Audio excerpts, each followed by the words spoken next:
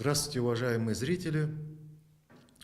Сегодня мы собрались, чтобы обсудить, пожалуй, самое для нас неприятное событие последних дней, как мы его назвали, шатдаун, в англоязычной терминологии так называют, в общем, такие глобальные отключения или электричество. В нашем случае это оказалось отопление, хотя все это, конечно, каскадно.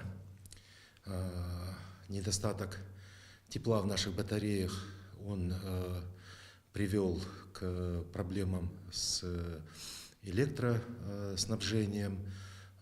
Многие владельцы квартир плюс ко всему сидели еще и без горячей воды. Но, к счастью, все стабилизировалось. Но всех напугал один момент, что будет все-таки дальше. Каковы гарантии того, что такие коллапсы не повторятся? Мы многие годы пользовались услугами бишкекской ТЭЦ, знали, что там не все благополучно, что степень изношенности, устаревания оборудования, сетей и даже вопрос квалифицированных кадров тоже очень остро стоял. Мы все знаем, что уезжают специалисты или их по каким-то причинам снимают, ставят молодых. Правительство пока в основном молчит. И, может быть, еще не время напрямую ставить ему какие-то вопросы, потому что, насколько мы знаем, сейчас идет следствие со стороны ГКНБ. Депутаты вчера, 31 января, создали чрезвычайную комиссию по расследованию причин, поэтому время диалога с правительством, наверное, еще придет, я так думаю. Сейчас они деморализованы, дезорганизованы. Не хотелось бы лишний раз критиковать, но реальность такова. Все горожане, все бишкекчане это видели. Противоречивые объяснения, даже склоки какие-то между ними. Несколько дней не могли сказать причину снижения температуры воды. Ну, все-таки и сейчас есть о чем поговорить. Для этого мы пригласили наших гостей: Каличава Муралиева, Рита Карасартова. Вы все их отлично знаете как очень активных правозащитников. И сегодня мы их пригласили потому, что когда-то они в качестве членов наблюдательных советов активно участвовали в работе Минэнерго. И как раз по работе ТЭЦ в том числе, я думаю. И поэтому их мнение, их оценки сегодня будут очень важны. Важной будет и, возможно, какая-то информация, которой они с нами поделятся. Для чего все это нужно? Конечно, для информированности горожан. Потому что мы можем бесконечно возмущаться, критиковать, топать ногами, как угодно ругать наше правительство, но вместе с тем мы должны владеть картиной для того, чтобы не просто ругать, а осознанно требовать каких-то решений, каких-то шагов от нашего правительства. Итак, в чем ошибки, а в чем может быть какие-то временные проблемы, да, для регулирования которых просто нужно какое-то время. Но в данном случае возникает у населения несколько вопросов к разным ветвям власти. Первое. Почему это случилось? Из-за чего это случилось? И третье. Кто виноват? И четвертое еще есть. А кто-нибудь понесет ответственность за произошедшее? Но, отвечая на вопрос, что произошло, да? Произошла авария на ТЭЦ. И сейчас все хотят жертв. И одной из жертв называют мэрию города Бишкек.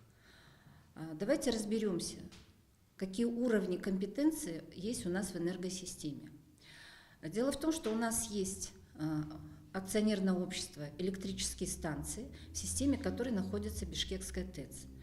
При этом Бишкекская ТЭЦ вырабатывает электроэнергию и тепло и поставляет это только на город Бишкек. То есть это предоставление только локальное. И при этом не на весь Бишкек, а только на его часть. Это центральная часть, плюс южные микрорайоны. Например, за пределами проспекта Мира в западную сторону практически домов, которые подключены к Бишкекской централи, нету. Они все отапливаются частными котельными, и там еще расположен частный сектор, который отапливается кому как душе захочется. Поэтому в северной части тоже практически ТЭЦ не распространяет свои на Ламедин. То есть это в советское время была построена такая централизованная система предоставления тепла, когда строились новые микрорайоны, строились новые дома. Я жила с родителями на углу Тагалука-Молдо и Московской возле Министерства здравоохранения. Наши два дома, которые стоят по Тагалука-Молдо, я помню, в детстве у нас была котельная. Эта котельная отапливала два дома, 64 и 16 квартир. Мы никогда не мерзли, но никогда не было жарко. Потому что там был кочегар, мы туда бегали, и он, естественно, когда жарко, он не топил, зачем это ему надо, а когда было очень холодно, он топил очень хорошо, и эта система работала. Тогда котельная работала на угле. Но потом ввели теплоэлектроцентраль, и в наши дома пришло тепло и горячая вода. И не надо было зажигать газовую конфорку в ванне, я всегда ее страшно боялась, потому что горячее водоснабжение делалось тоже локально в каждой квартире при помощи газа. Мы радовались, потому что газ зажигать не надо, кочегарку топить не надо, содержать отдельного кочегара тоже не нужно, оказалось. И вот эта система, она существовала, функционировала. Хотя, если взять мировую практику, то в мире вот таких громадных теплоцентралей это только во всех советских странах, республиках было. А мир топится по-разному. В основном это локальные какие-то тепловые установки. Поэтому, когда вот начали бурно строить новые дома, возникла дилемма. Бишкекская теплоцентраль, может ли она обеспечить все новые дома? Это раз. Хватит ли у нее мощностей? И насколько это целесообразно для вновь строящихся домов? И здесь появилась очень коррупционная вещь, когда подсоединение новых домов к теплоцентрали стало одной из коррупционных кормушек. Поэтому многие застройщики стали строить индивидуальные котельные. Так, например, был спроектирован дом Магистраль и проспекта Мира, Акуновские дома, так называемые. Там стоит в центре дома котельная. Наш дом, где вот сейчас я проживаю, тоже подключена была к частной котельной. Но что произошло с этой частной котельной? Она прекратила свое существование, они закрылись. По каким причинам, я не знаю. И мы встали перед дилеммой, как отапливаться. В августе нам объявили, но здесь к нам на помощь пришла мэрия. И Бишкек Теплоэнерго на маленьком кусочке в сторожке нашего вахтера построили нам котельную на 5 котлов.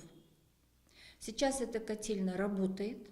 И у нас в квартирах стало даже намного теплее, чем было раньше. Потому что пока от котельной несколько километров под землей проходило вот это тепло, есть теплопотери. Они тоже ложатся на карман потребителя. А здесь практически никаких теплопотерь нет, потому что прям находится во дворе нашего дома. Вот. И как я могу, вот я лично, предъявлять претензии мэрии, если мэрия, построив за бюджетные деньги котельную, обеспечивает нас теплом? Какие претензии можно предъявлять в данном случае к кому?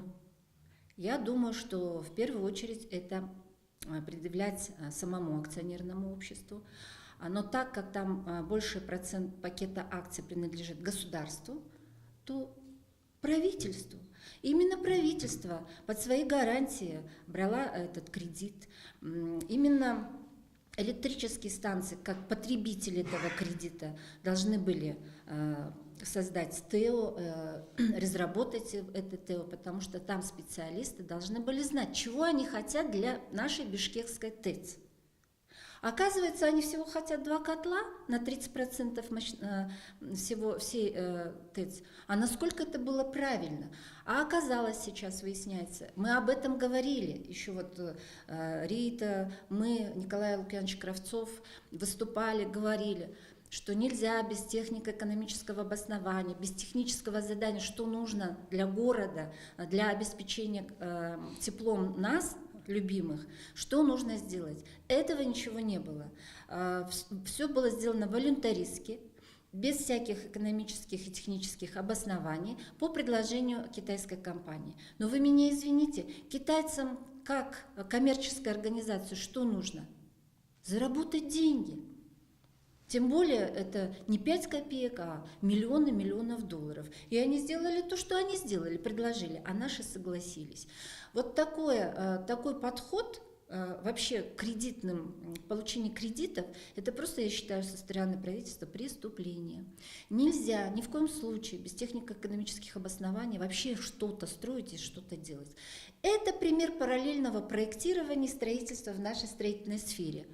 Давайте сначала что-нибудь построим, а потом оформим, спроектируем то, что мы построили. Извините, даже когда мы хотим сшить себе платье, мы берем лекало и начинаем по сантиметрам отмерять талию, плечо и так далее и тому подобное. А тут строятся дома, модернизируются громадные технические сооружения в виде ТЭЦ, и все это без всякого лекала, так на глаз. Но на глаз можно, наверное, пончуса построить. Взял, отрезал квадрат, дырку проделал и надел. Да? Вот мы получили вот такую пончу. Без размера, на любой глаз и на любой вкус. Я считаю, что в первую очередь те, которые подписывали данную договоренность по данному кредиту и кто ратифицировал, вот они ответственны. Директор электрических станций, он ответственен за технические вещи, которые вообще произошли в этом, что там стекла выбиты. Это же не китайцы выбили, правильно ведь? Это же просто халатность, преступная халатность тех руководства вот этой теплоцентрали. И здесь, естественно, все говорят, давайте директора накажем. Вы мне извините, давайте рассмотрим вопрос. Электрические станции – это что? Это акционерное открытое общество. У любого акционерного общества, открытое оно или закрытое, по закону есть совет директоров. В совете директоров от правительства в основном сидят люди от правительства. Их номинирует туда правительство. Я когда-то подавала в совет директоров, так меня даже близко не подпустили. Вот. А согласно последнему законодательству про акционерное общество, именно совет директоров, который является органом, который разрабатывает политику этого предприятия, куда оно должно двигаться, что оно должно делать, определяет кадровую политику и по закону несет 100% ответственность за происходящее в этих предприятиях. Вот я сама член совета директоров и хорошо знаю, чем для меня может кончиться, если я не буду говорить, не буду действовать. А у нас все это фиктивно. Почему? Потому что правительство назначает совет директоров, и что правительство скажет, совет директоров берет под козырек и делает то, что они указывают. Поэтому у нас в этих акционерных обществах и совет директоров, и дирекция, руководство этих акционерных обществ, это просто бутафория. Рулит все равно правительство и соответствующие правительственные структуры. Поэтому кого наказывать? Давайте хорошенько разберемся в системе функционирования акционерного общества «Электрические станции», в системе функционирования энергохолдинга, в системе функционирования Бишкекской ТЭЦ. И тогда мы, как все это делается, и тогда мы увидим, кто здесь виноват. Рита, может быть, я немножко сейчас вас поставлю в большой тупик, но вы знаете, мы обращались к стороне, представляющей Нацэнергохолдинг, ОАО «Электрические станции», просили отправить своих специалистов, своих экспертов на наше обсуждение, для того, чтобы был определенный баланс мнений, скажем так, официальная позиция. Но они, к сожалению, не ответили, да, не будем строго судить, потому что сейчас у них там очень-очень нервозная ситуация, много работы. Вчера правительство отчитывалось перед депутатами. Я думаю, все, что мы видели по телевизору, это всего лишь верхняя часть айсберга всех этих сильных разборок, да, мы уже слышим, что несколько людей представлены к увольнениям. Опять-таки, да, то, что я уже упоминал, параллельно идет работа следствия органов нацбезопасности и плюс депутатской комиссии. Но что для меня оказалось самым главным вчера в выступлении премьер-министра? Сапар Исаков очень жестко сказал, что ситуация может быть намного хуже даже, чем мы себе представляем.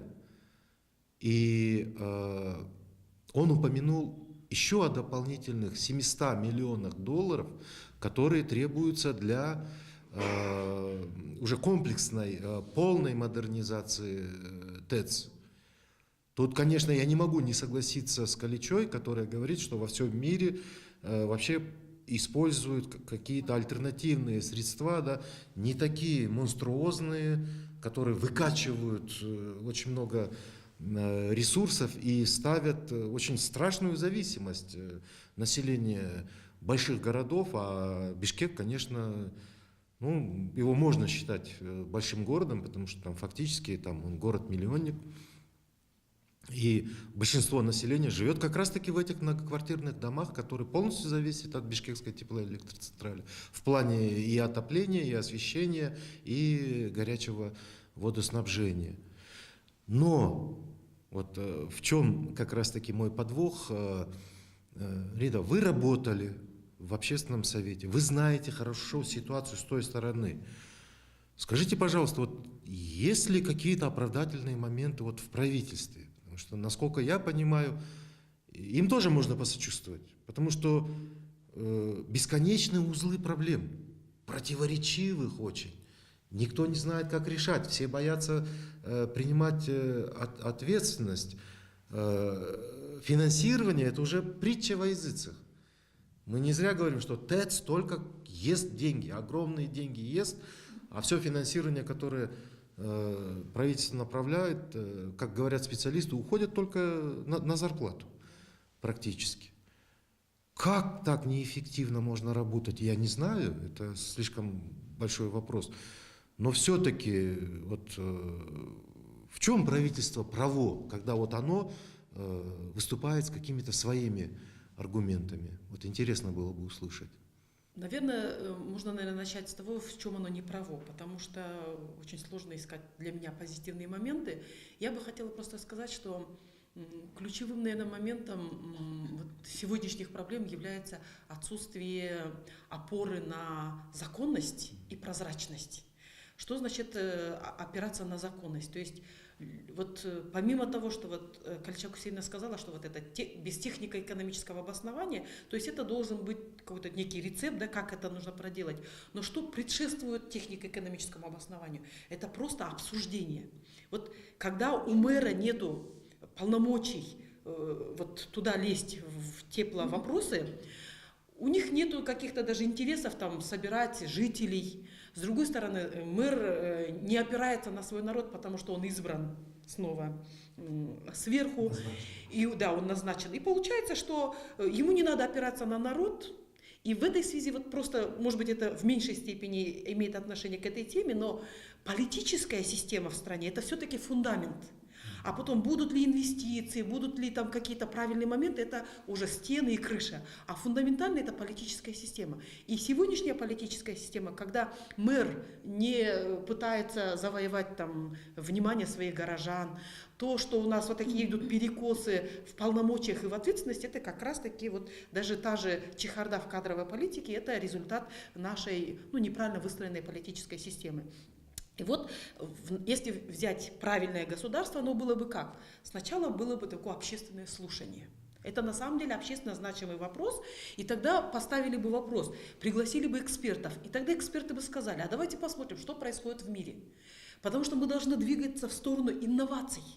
Колчак Хусейна правильно сказала, что вот эти громоздкие, большие, это пережиток советских наших каких-то вот этих, это все было построено в советское время, и мы как бы, да, и мы вот стали вот заложниками вот этого всего и пытаемся почему-то уже и вроде образования, получившие за границей, увидели, что во всем мире работают абсолютно другие механизмы, но мы пытаемся почему-то снова же реанимировать то, что несостоятельно. И вот если бы это было бы в правильном, в законном русле, это должны были быть общественные слушания, народ должен был бы обсудить, эксперты должны были бы со своими взглядами прийти и сказать, посмотрите на ту страну, на другую. Во всем мире трубят, что альтернативные источники энергии. Вот 386 миллионов, сколько мы могли бы, вот предположим, да, гипотетически установить на крышах вот эти вот солнечные батареи, которые практически с марта по ноябрь, горячая вода вам обеспечена, там очень высокая температура. И только подтапливали бы там каких-то 2-3 месяца там, в лютую зиму. Это была бы альтернатива. Но если бы даже сказали, что это слишком громоздко, а вот самый идеальный вариант это все-таки реанимировать ТЭЦ, которая находится в центре города. Это раньше она была сбоку, на окраине, а сейчас она уже вся обросла, и она вот эти трубы стоят прямо по центру.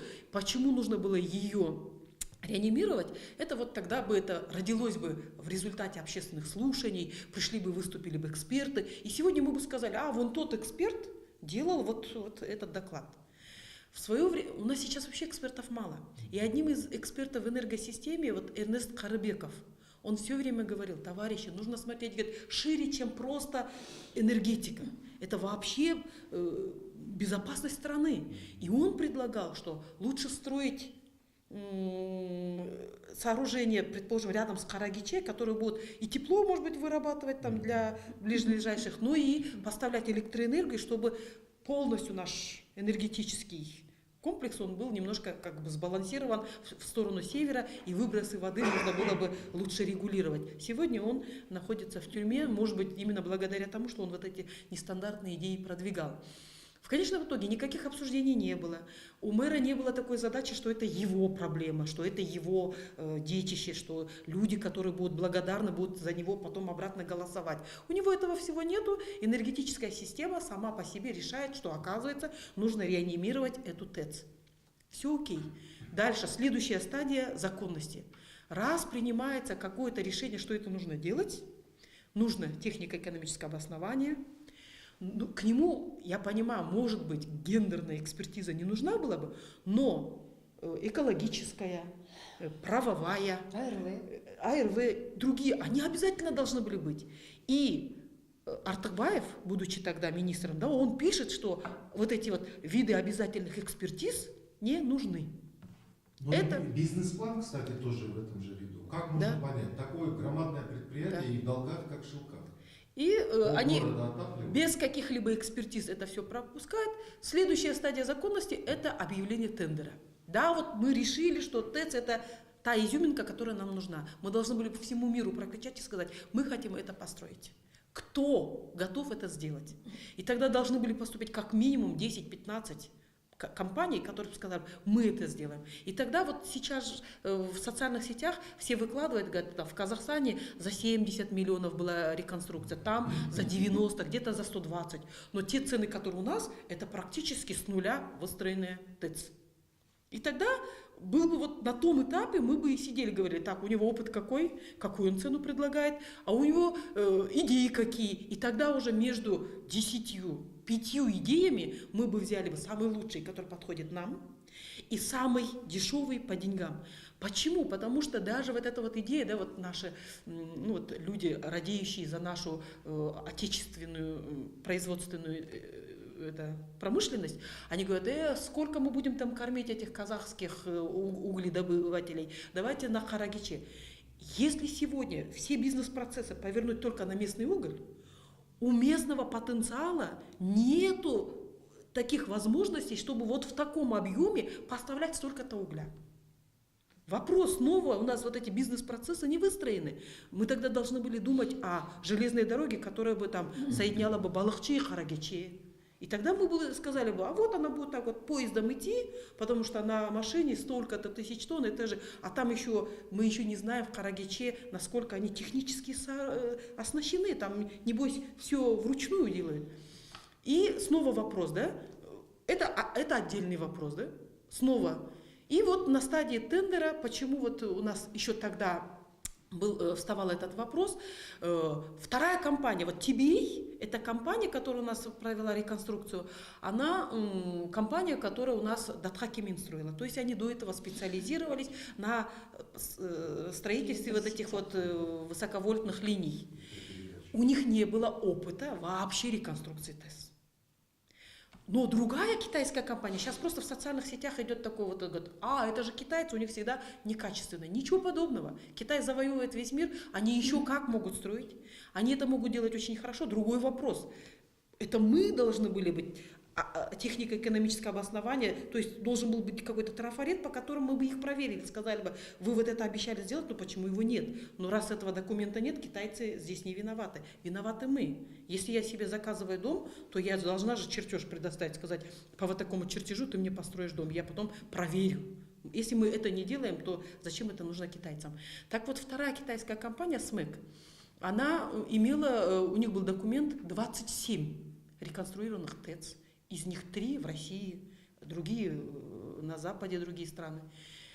Они предложили сумму на 50 миллионов дешевле. Но их документы даже не стали рассматривать, сказали, их документы похожи с этими. Неважно. Ну и что у них документы похожи? Мы же не расследователи для того, чтобы сказать, кто у кого украл эти документы. Мы должны были по цене и по опыту. Например, я вообще не энергетик, но в данном случае, если выбор стоит между двумя, я буду выбирать опытного и тот, который построит его подешевле. Те же несут абсурд, говорят, а мы вам еще 2 школы построим. Ну, как на базаре, да? А вот если ты сделаешь, там, я тебе еще такой там бонус дам. Зачем? Важнее вот этот ТЭЦ и никакие не школы. А они говорят, а мы вам построим школы.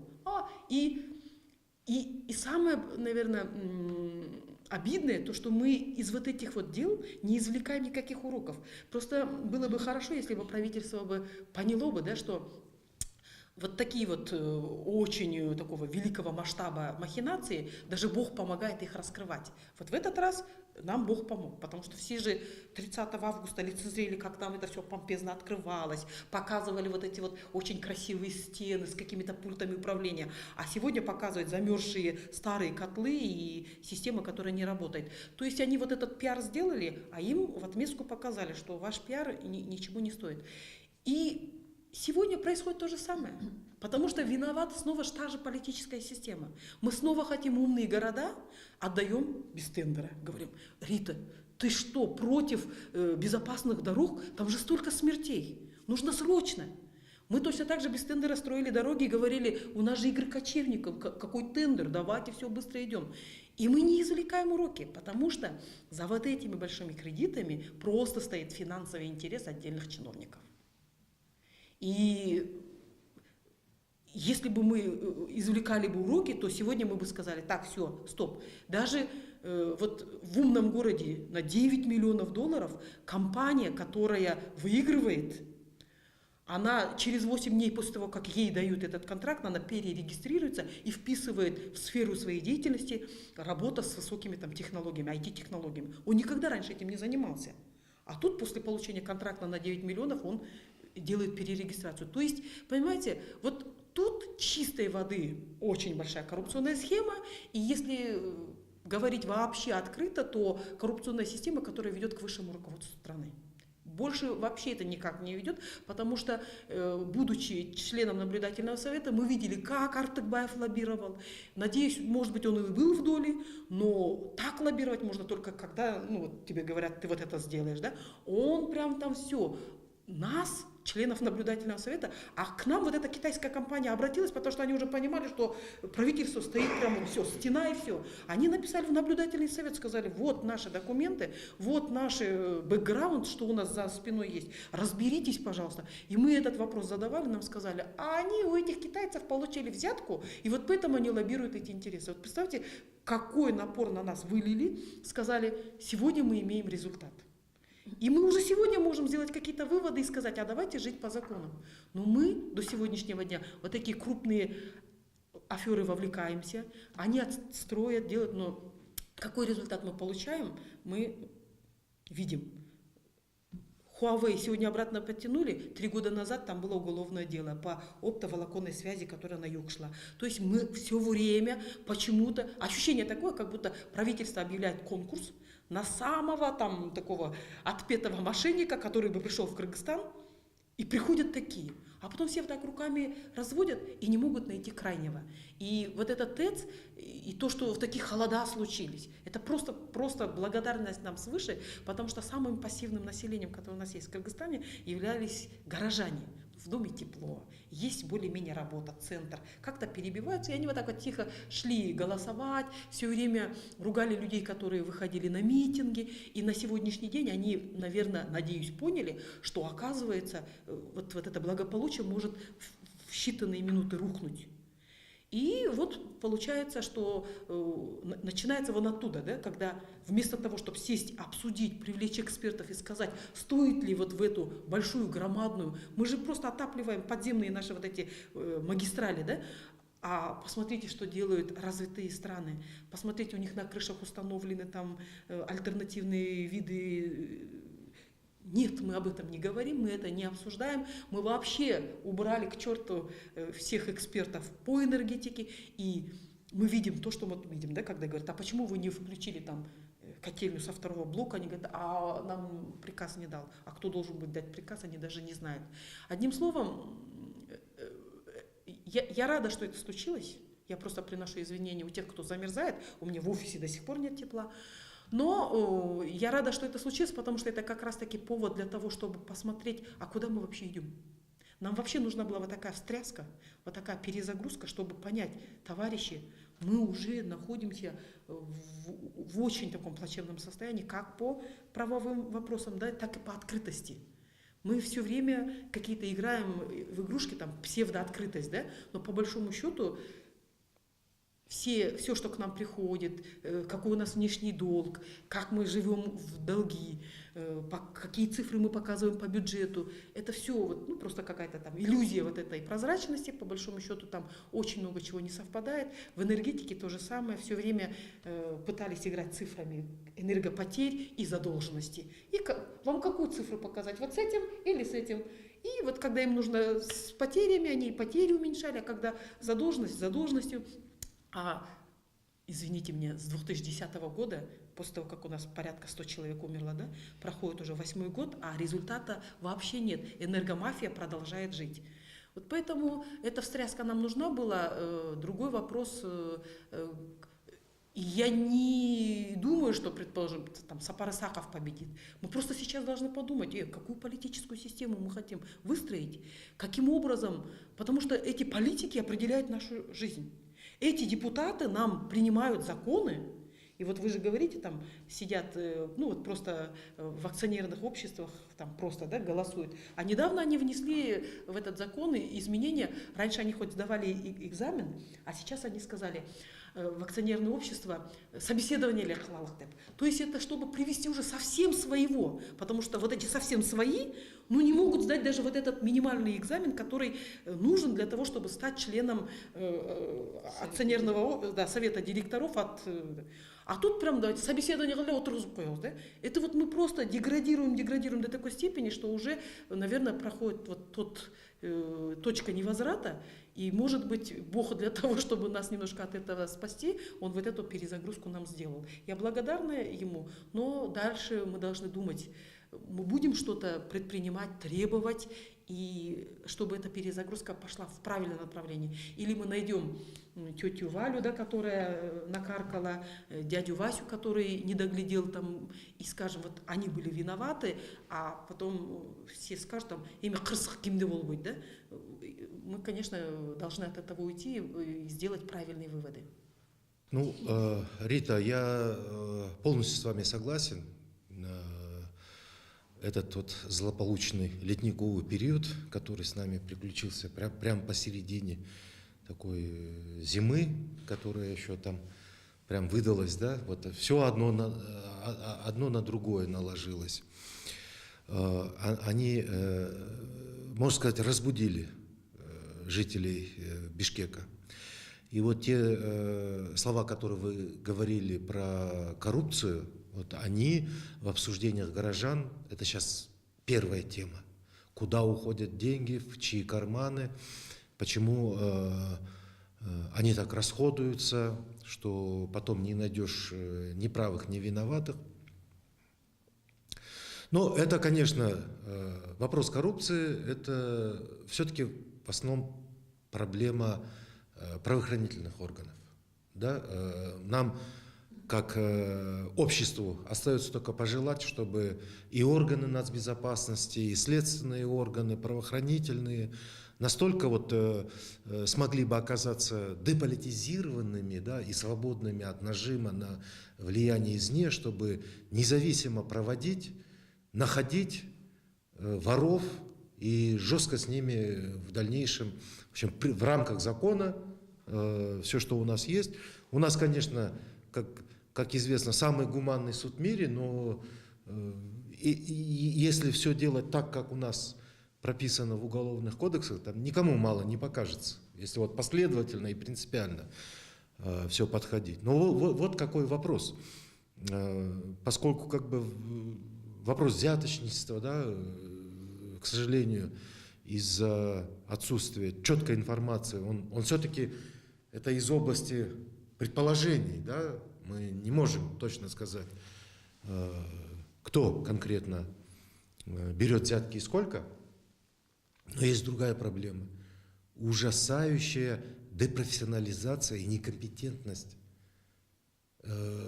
людей, которые поставлены руководить вот такими практически монопольными, громадными, гигантскими предприятиями жизнеобеспечения, к которым ТЭЦ относится. И то, что мы увидели, эти кошмарные кадры и видеозаписи, благодаря нашим журналистам во время пресс-тура в старую часть ТЭЦ, тоже открыло нам глаза. И вот, Калича, у меня следующий вопрос к вам. Вот ТЭЦ, как вы нам уже рассказали, да, входит в состав более крупного ОАО. Там куча директоров, куча контролирующих надзорных органов, наверху которого целое правительство стоит. Как это все оказалось возможным, что все это все прошляпили? Никто не обратил вовремя внимания ни на эти прорехи огромные на крыше, все эти зияющие дыры в стенах, и этот насос злополучный, о котором сейчас говорят, и чуть ли сейчас собираются единственным вообще виновником всей этой ситуации сделать. Неужели там все настолько слепы? Или нет информации Ну, по поводу депрофессионализации. К нашему счастью, еще есть люди, которые знают энергетики советского периода. И перед тем, как вводить построенные китайцами блоки в эксплуатацию, была создана рабочая комиссия, рабочая группа, в которую вошел Николай Лукьянович Кравцов. Мы с ним, вот Рита, все были когда-то членами наблюдательного совета Минэнерго. И благодаря ему мы с Ритой очень много получили правильной информации, что такое энергосектор, изучали все это. И вот когда я обратилась к Николаю Лукьяновичу, он сказал: Галича, была создана рабочая группа, которая проверяла, готово ли вот это все к эксплуатации. Было сделано 280 технических замечаний к строящемуся объекту, и где четко и ясно эксперты дали: вот это если не исправите, то будет, если это исправить, не исправите, то получится вот это, и про все это было в этой отчете рабочей группы сделано. Но после этого создается другая комиссия по приемке в эксплуатацию этого объекта. Естественно, когда идет приемка любого строящегося объекта, то по закону там должны быть кто? Ставить подписи. Первое, ставит подпись заказчик, в данном случае получается правительство в лице энергохолдинга и электрических станций. Исполнитель, это TBA. Кроме этого, там есть очень важный орган. Это наша любимая, коррумпированная государственная гостехинспекция. Именно ее подпись с печатью является точкой, что этот объект по всем параметрам готов. В системе госэкотехинспекции есть разные отделы по пожарной безопасности, по другим видам безопасности. Они должны проверить стены, они должны проверить вот эти все документы на соответствие. Они должны были это сделать, когда только этот объект начинался строить, и приходят документы в госэкотехинспекцию. Мы можем начать строительство или нет?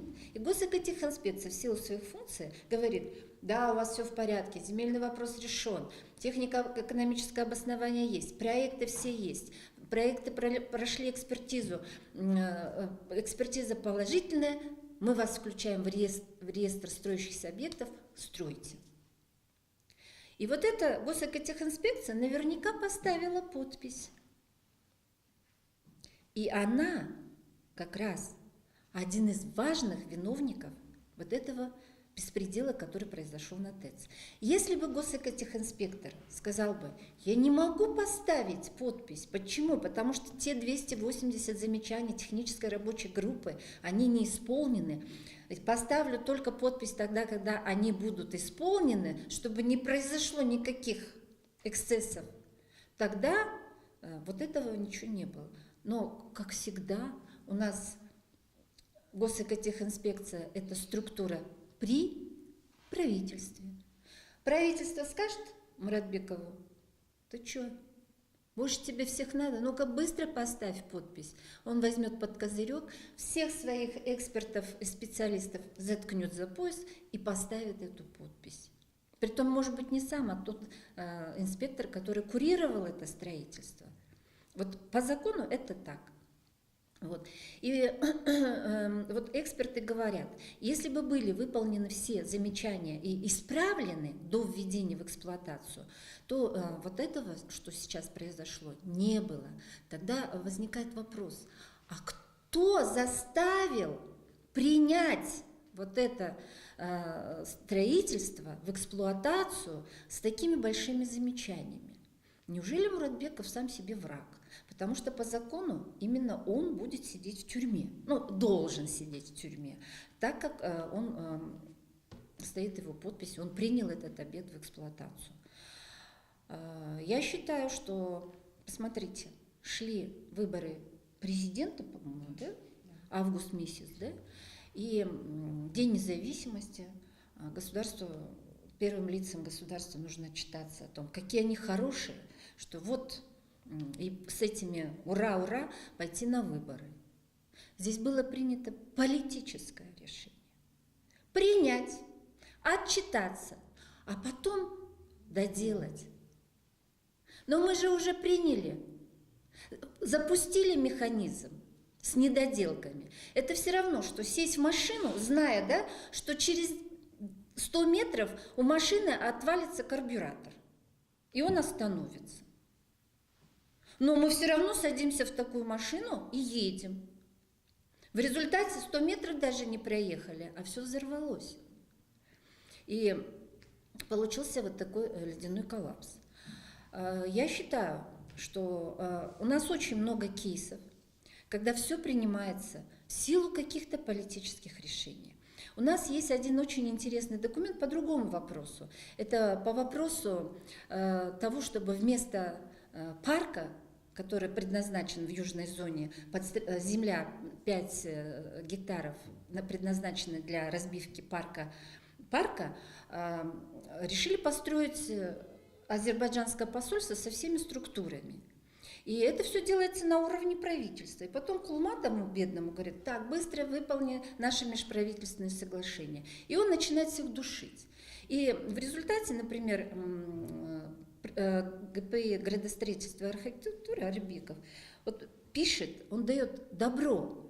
И аргументом на это добро нарушение существующего законодательства, генерального плана, проекта детальной планировки этого района, он пишет: учитывая политическое решение руководства страны, да, здесь можно вместо парка построить посольство.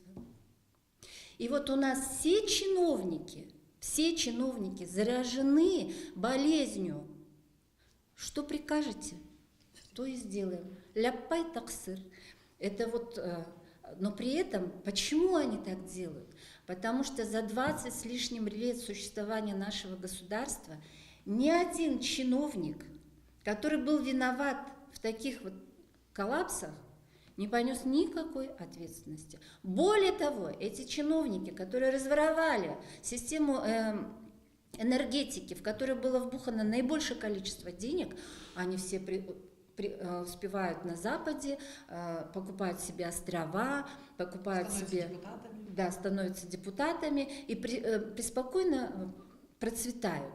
А те наши дети, внуки, на шею которых мы вешаем этот хомут кредитного долга, только по одному вот этому проекту мы 400 с лишним миллионов долларов должны заплатить, да? Об этом никто не думает.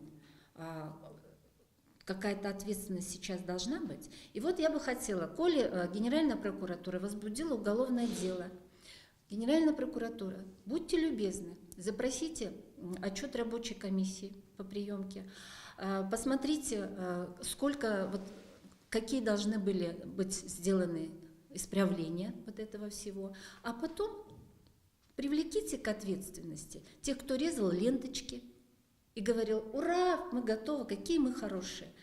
Тот, кто разрезал ленточки, тот и виноват. Вот только здесь бы хотелось сказать о китайцах. Все говорят: вот китайцы рулят, вот китайцы виноваты. Люди, если может быть такая ситуация, я хочу себе сшить платье, китайцы: какое мне платье сшить? А китайцы говорят: самое дорогостоящее, которое мы сошьем вам из материала, который стоит 5 сомов, но за эту идею мы возьмем с вас 500 сомов. Вот это та же ситуация. Мы работаем не по своим заказам, не по своему усмотрению, не беседуем со специалистами, с народом. А нам вообще нужен этот кредит на такие громадные суммы? И вместо этого мы что получаем? Мы получаем платье, которое, может быть, стоит 5 сомов, а на самом деле платим за него, переплачиваем большие-большие деньги. И вот здесь Генеральная прокуратура должна привлечь очень хороших экспертов, которые бы дали нормальное экспертное заключение по каждому техническому вопросу.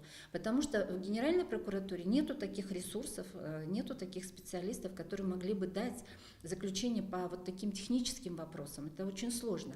А вот по финансовым вопросам сделать это намного проще, да? Потому что здесь что маленький дом строим, финансы, да, на это одинаково, документы есть. То же, что и ТЭЦ, понимаете? Поэтому здесь даже, я думаю, что гражданское общество тоже может провести свои альтернативные расследования, особенно журналисты. Пожалуйста, вот вам тема для большого количества журналистских расследований. Почему это случилось и кто в этом виноват? Потому что не все знают, могут читать многотомные отчеты, правильно ведь?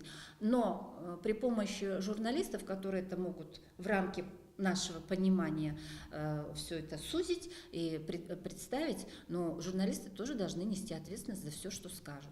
Поэтому я думаю, что я надеюсь, что Генеральная прокуратура сделает все, как требуется по законодательству, хотя эта надежда очень-очень слабая, потому что кто у нас во главе Генеральной прокуратуры? Президент новый, а генеральный прокурор старый.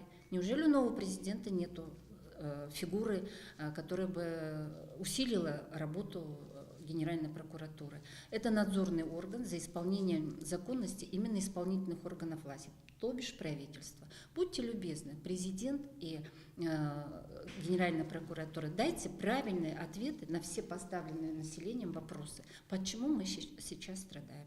Я просто вот в продолжение того, насколько понесут ли ответственность те, за то, что произошло. В средствах массовой информации прошла такая новость, что сотрудники ГКНБ уже пришли и занялись расследованием.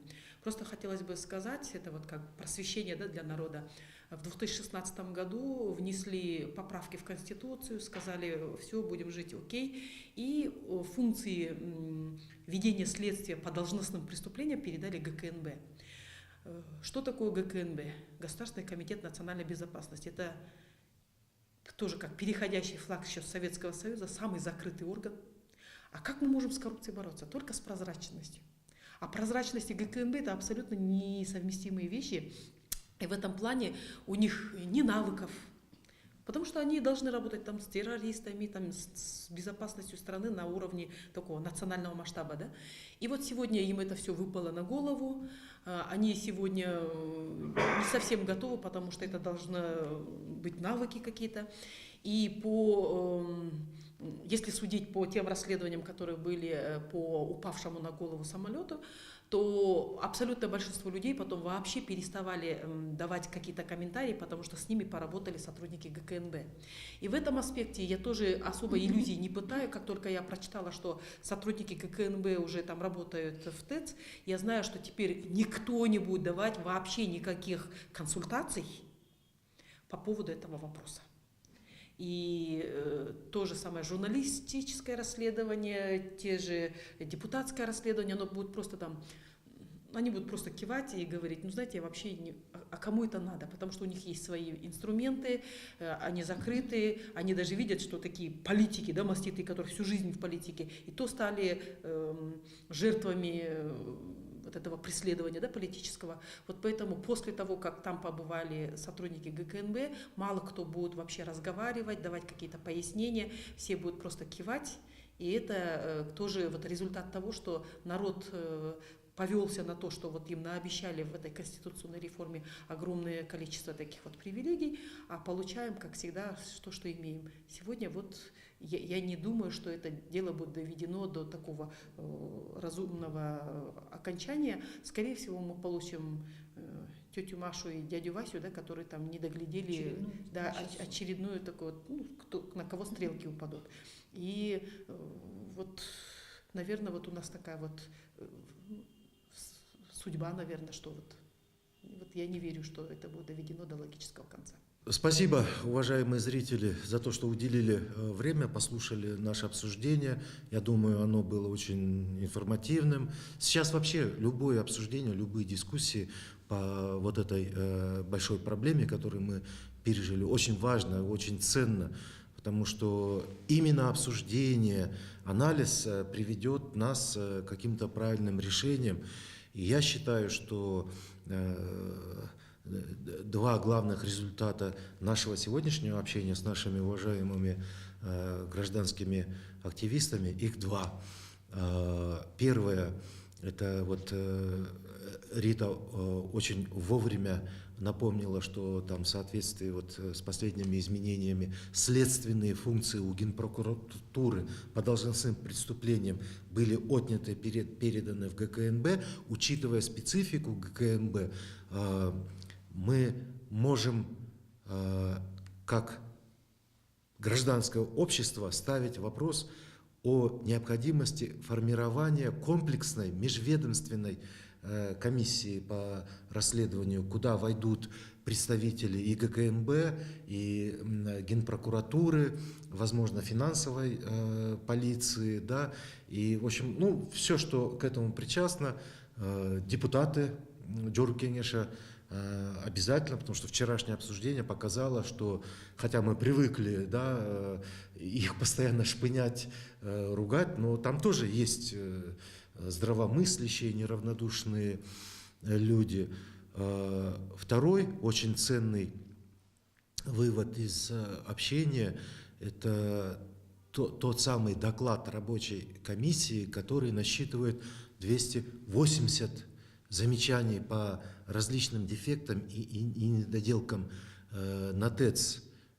Вам тоже, Калича, большое спасибо. Тут хотелось бы обратить особое внимание журналистов, чтобы вот они как раз-таки нашли членов этой рабочей группы, получили этот список, потому что изучение списка, да, который составляет 280 пунктов, уверен, оно тоже много чего интересного принесет и вооружит нас какими-то знаниями на будущее, да, где у нас еще очень тонко, где еще может порваться, для того, чтобы больше не допускать таких коллапсов.